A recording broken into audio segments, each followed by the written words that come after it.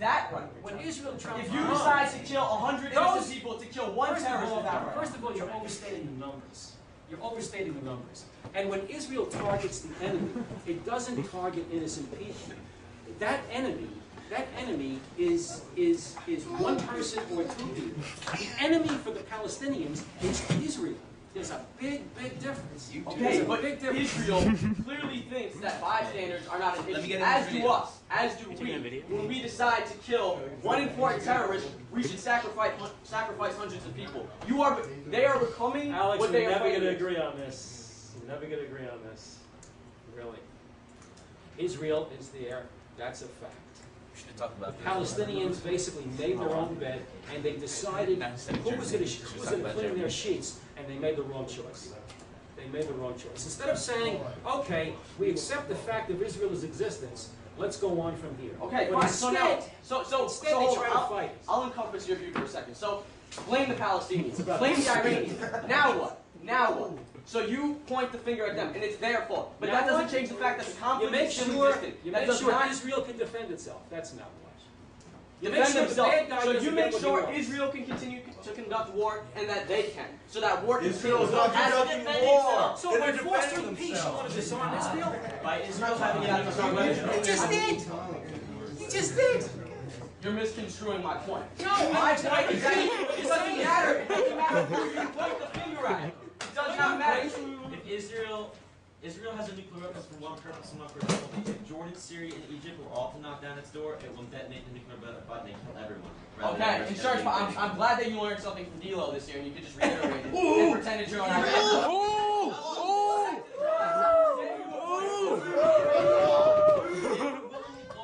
I'm kidding, somebody!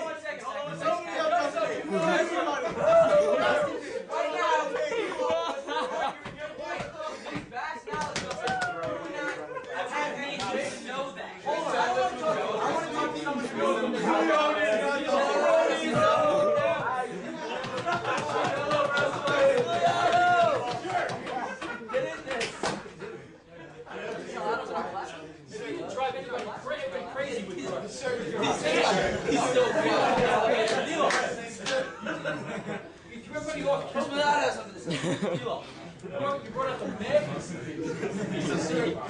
Hey guys, look, I went to school in the 60s. This is nothing. This is nothing. Yeah.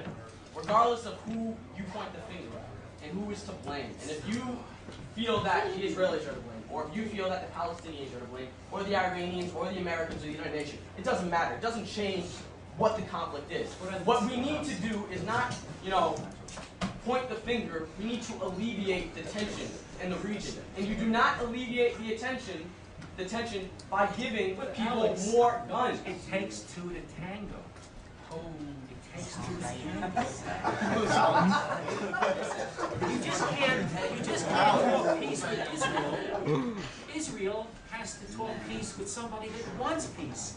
And as long as the Palestinians are being dragged by the nose by the Iranians, even regardless of what the people want, and the people want peace, they're not going to be allowed to have peace because their handlers in Iran don't have peace as their best interest. So we should, from the basis of this conversation, we should allow, if Israel wanted to invade and bomb Iran.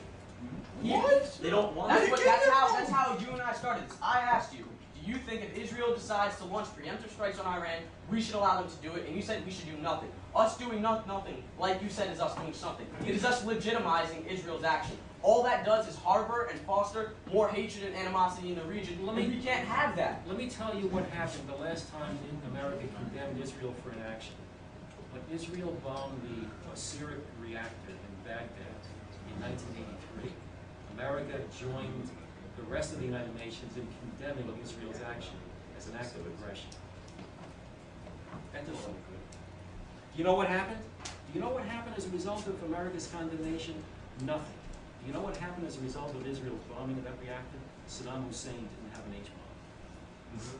You can use metaphors, analogies, That and isn't a history. metaphor. First off, I was going to say, I said history, but you do quite often use metaphors and analogies, and also, as you just Not did, that time.